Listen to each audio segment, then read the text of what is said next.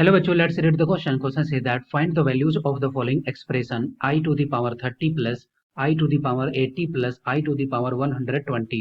Discuss करते हैं। तो यहाँ पे इस क्वेश्चन को करने के लिए की कॉन्सेप्ट क्या हो जाएगा। की कॉन्सेप्ट, ये आई क्या है। आई एक इमेजिनरी नंबर है जिसका वैल्यू क्या होता है, I is equal to root under -1।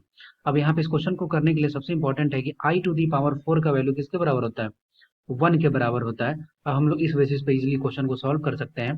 तो हमारे पास जो वैल्यू किसका पूछ रहा है, I to the power 30 plus I to the power 80 plus I to the power 120।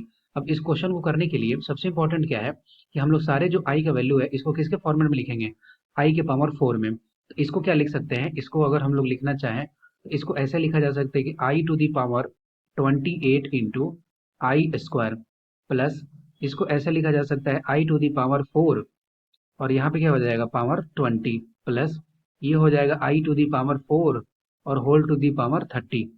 क्योंकि हमें पता है कि अगर ए टू दी पावर एम है और इसका पावर अगर एन है तो इसको क्या लिखते हैं, इसको लिखते हैं A to the power M into N.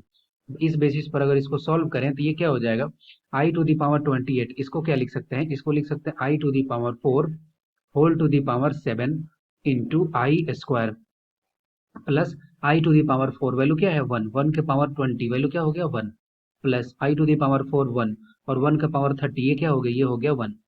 Similarly यहाँ पे आई टू दी पावर 4 वैल्यू हो गया 1, उसका पावर 7 वैल्यू हो गया 1। तो यहाँ से हम लोग डायरेक्टली क्या लिख सकते हैं, डायरेक्टली लिख सकते हैं आई स्क्वायर प्लस 2। अब आई स्क्वायर जैसे कि अगर यहाँ पे I is equal to root under -1 है, दोनों साइड अगर स्क्वायर करते हैं तो I square is equal to क्या हो गया -1। तो यहाँ से हम लोग पुट कर देंगे तो ये हो जाएगा -1 और प्लस में 2। तो वैल्यू क्या आ गया, वैल्यू आ गया फाइनली 1। इस एक्सप्रेशन का वैल्यू क्या है 1। I hope you will be understood it well. Best of luck, thank you.